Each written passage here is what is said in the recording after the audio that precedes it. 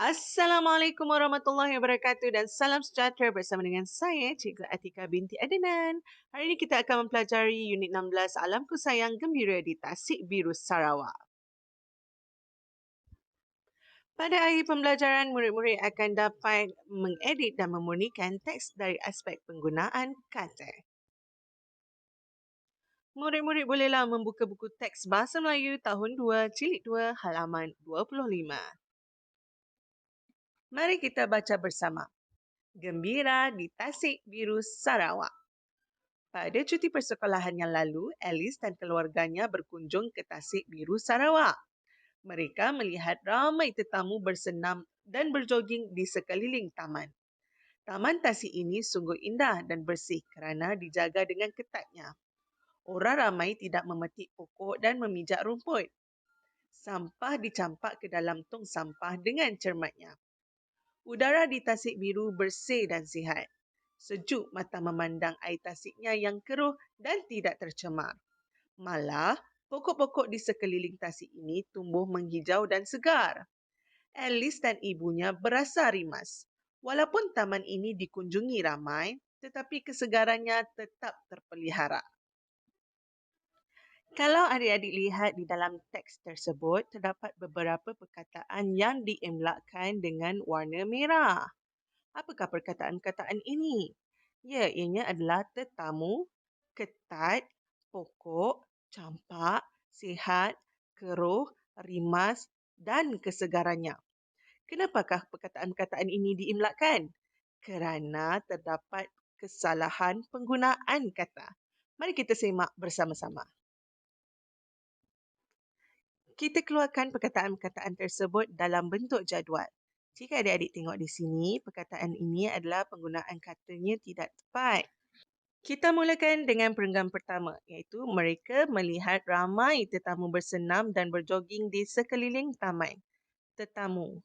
Perkataan tetamu ini adalah bermaksud yang diundang.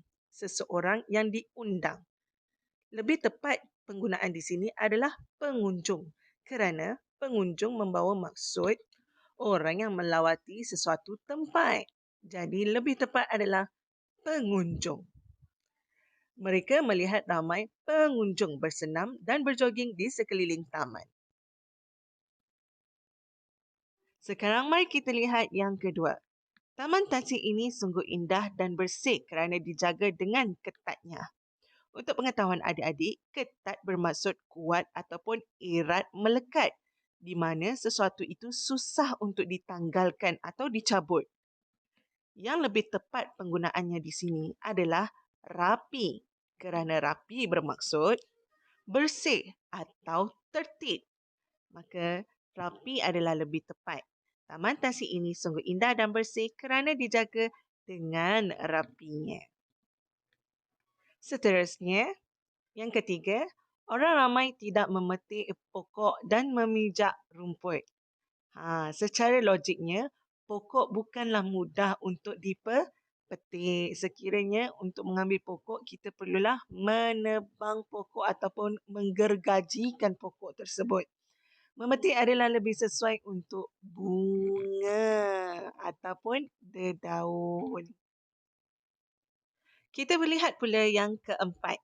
Sampah dicampak ke dalam tong sampah dengan cermatnya. Kalau adik-adik lihat di sini, perkataan yang terakhir adalah cermatnya.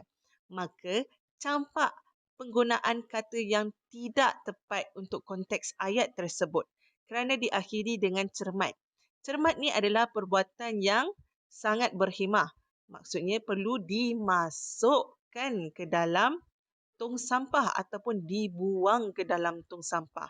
Sekiranya kita campak, berkemungkinan sampah yang dicampak tidak masuk ke dalam tong sampah tetapi boleh jadi ianya jatuh dan menyebabkan kotor di sekeliling tong sampah tersebut. Kita lihat yang seterusnya iaitu udara di Tasik Biru bersih dan sihat. Kalau adik-adik lihat di sini, konteks ayat ini adalah berkenaan udara di Tasik Biru. Udara di Tasik Biru bersih.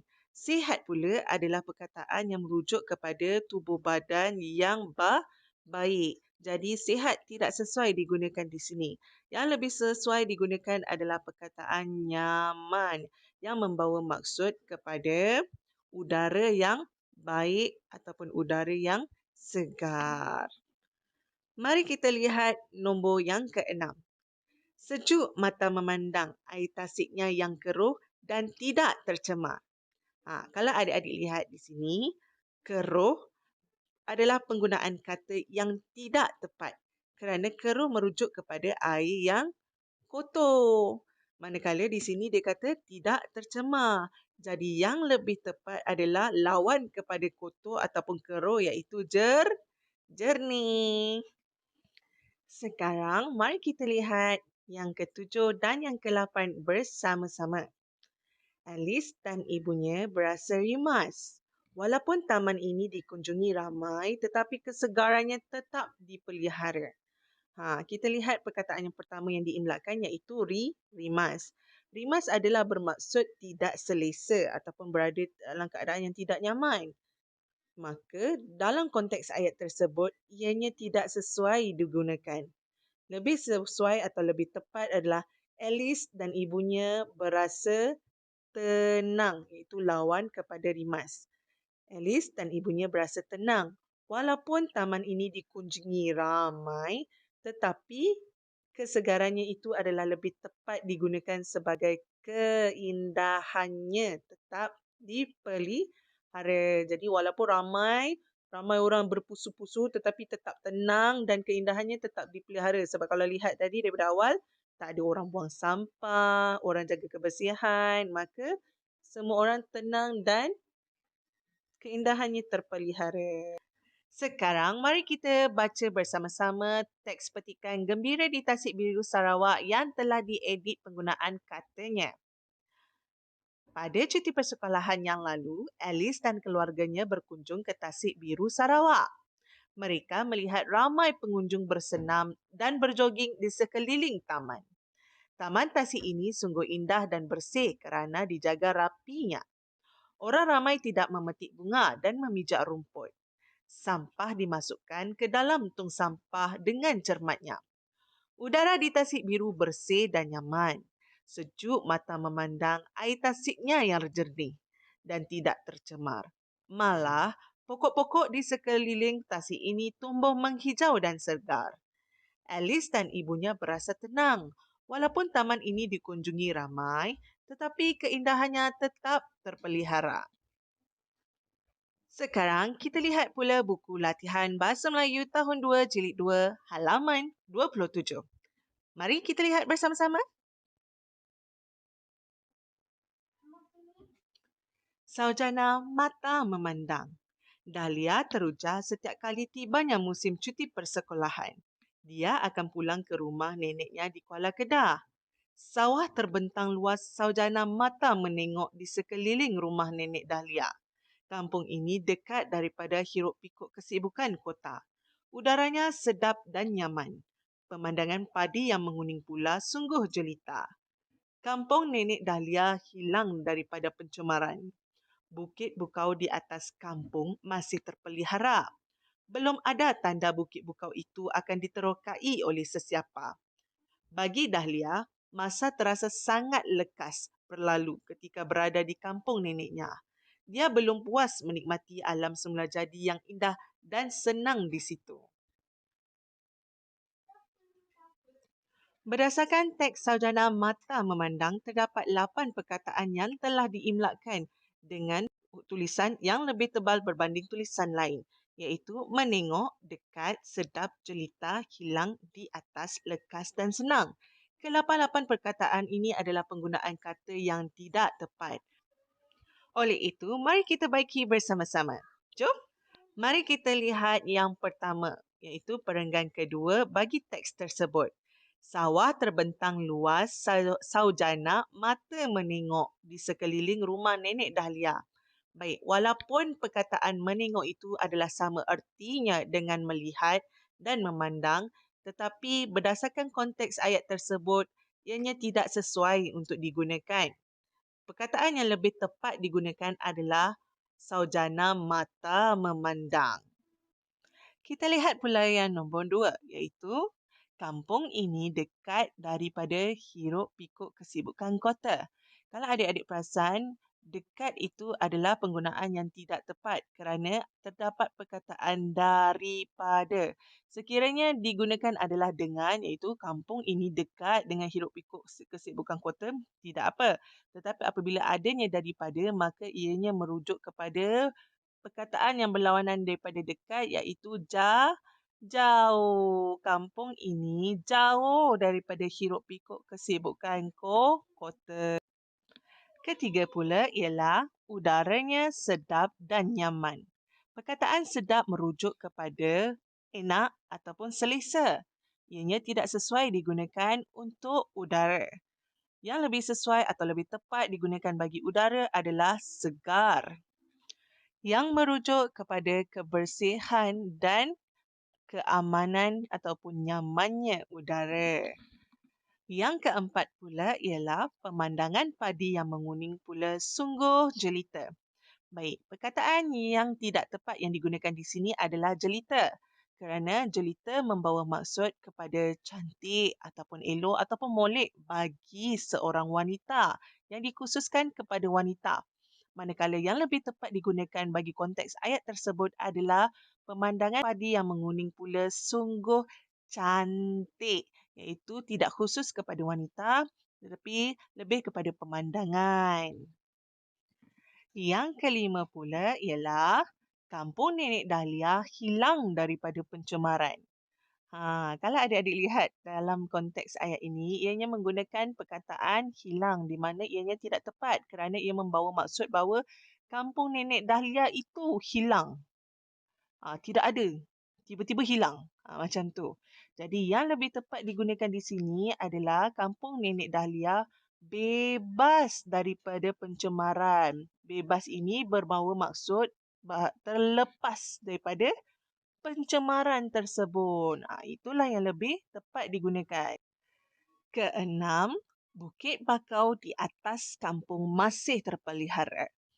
Penggunaan perkataan di atas adalah tidak tepat kerana di atas apabila dimasukkan dalam konteks ayat tersebut merujuk kepada bahawa kampung Nenek Dahlia itu berada di bawah tanah. Maka adalah tidak tepat kerana bila kampung bawah tanah, Bukit Bukau di atas. Barulah logik kan? Jadi kampung ini bukannya berada di dalam tanah. Maka Bukit Bukau di sekeliling kampung.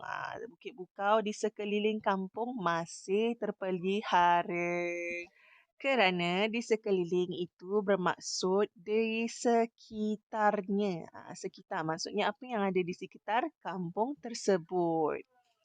Yang ketujuh ialah bagi Dahlia masa terasa sangat lekas berlalu ketika berada di kampung neneknya. Lekas ini membawa maksud cepat tetapi biasanya orang gunakan untuk lekas sikit berjalan. Contoh.